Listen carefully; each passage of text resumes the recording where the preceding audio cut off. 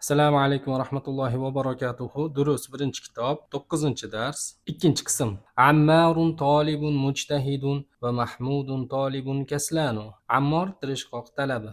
Mujtahidun na'at, tolibun man'ut. Man'ut tolibun bu yerda nakira holda kelganligi bois mujtahidun tolibunni ehtimoliy sifatlarning ichida tirishqoq ekanligi bilan xoslab kelmoqda. Va mujtahidun na'at man'utga to'rtta narsada ergashmoqda. Birinchisi, i'robida man'ut oxiri dommalik bo'lganligi bois na'at unga ergashib, uning ham oxiri dommalik. Ikkinchisi, nakiralikda man'ut nakira kelganligi uchun mujtahidun ham unga ergashib nakira holda kelmoqda. Uchinchisi, muzakkarligida man'ut muzakkar holda tolibun, na'at mujtahidun tolibunga ergashib u ham muzakkar holda. To'rtinchisi, mufrat birlikda man'ut tolibun mufrat, mujtahidun na'at man'utga ergashib mufrat. Demak, ammarun tolibun mujtahidun, ammor mujtahid tirishqoq talabi, va mahmudun tolibun kaslanu, va mahmud dangasa talabi. Ushbu beshala ism mamnun minas sarf ismlardandir.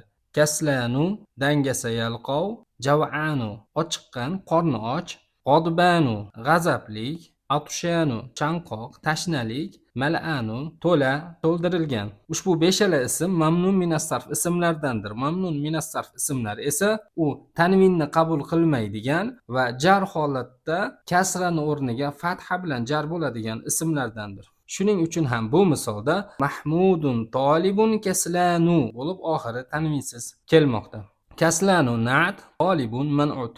Man'ut tolibun nakira bo'lganligi bois kaslanu na'at man'utni tolibunni ehtimoliy sifatlar ichida dangasa ekanligi bilan xoslamoqda. Hamda kaslanu na'at tolibun man'utga to'rtta narsada ergashmoqda. Birinchisi, i'robida man'ut oxiri dommalik, kaslanu uning ham oxiri dommalik.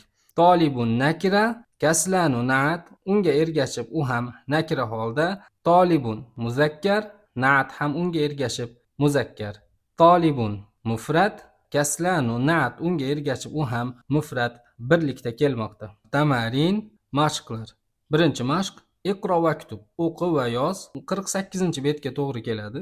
Muhammadun tolibun qodimun. Muhammad eski talaba. Qodimun na'at, tolibun man'ut.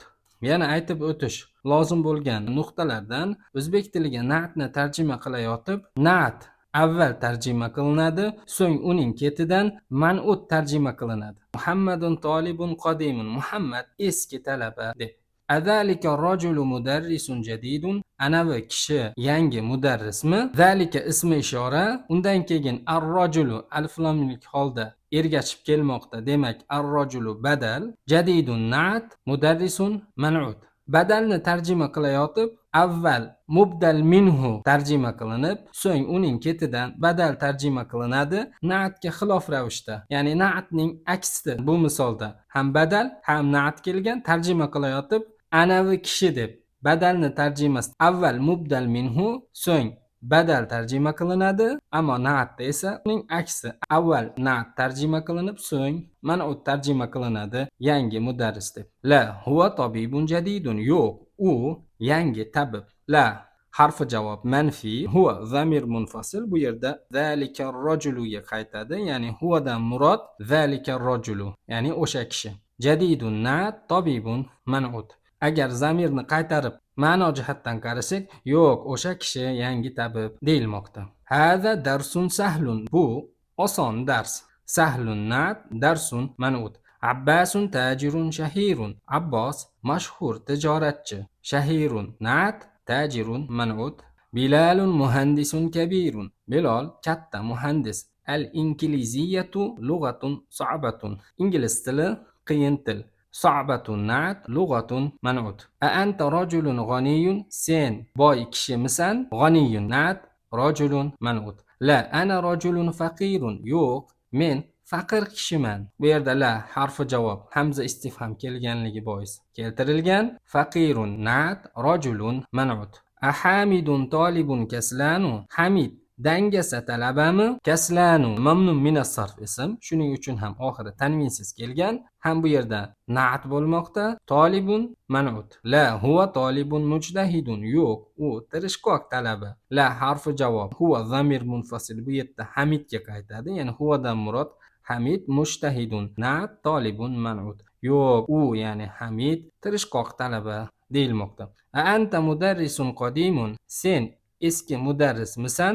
Qadimun na'at, mudarrisun man'ut. La ana mudarrisun jadidun. Yo'q, men yangi mudarrisman. La harfi javob. Jadidun na'at, mudarrisun man'ut. Ikkinchi mashq 49-betga to'g'ri keladi. Do fil firog'i fil jumalil atiyati na'atan munasiban. Do qo'y figa, firog'i bo'sh joy, fi ichida degani jumlalar, gaplar, atiyati quyidagi, na'atan na'at, fathani qo'shimchasi, munasiban munosib.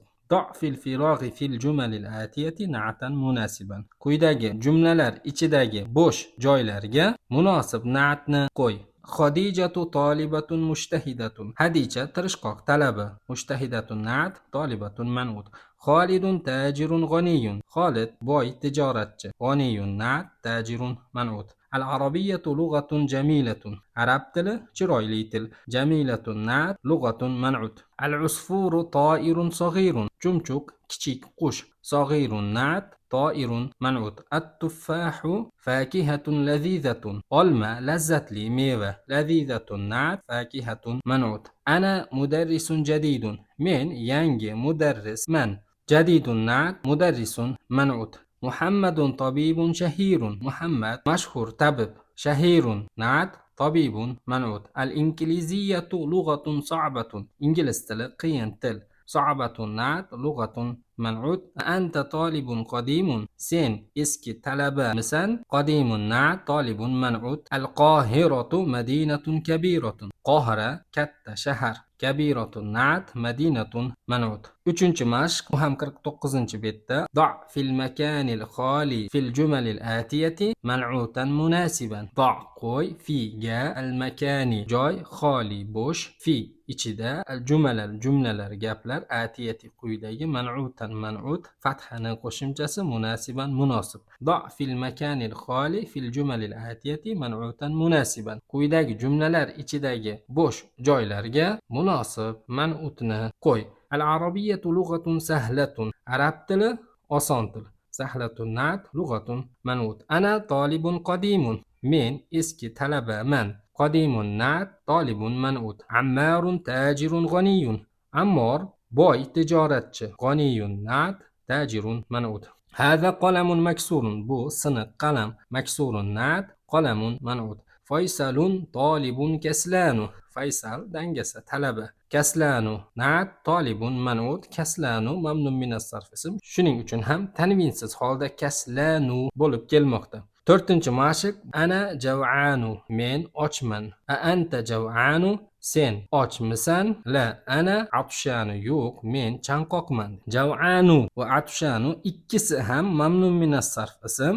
Shuning uchun ham tanvinsiz holda kelmoqda. Limadha al-mudarrisu g'adbanu al-yawma. Nima uchun mudarris bugun g'azabli? G'adbanu mamnun minas sarf ism. Shuning uchun ham tanvinsiz holda kelmoqda. Al-yawma oxiri fathalik kelsa bugun degan ma'noda bo'ladi. Al-kubu mal'anu. Piyola to'la.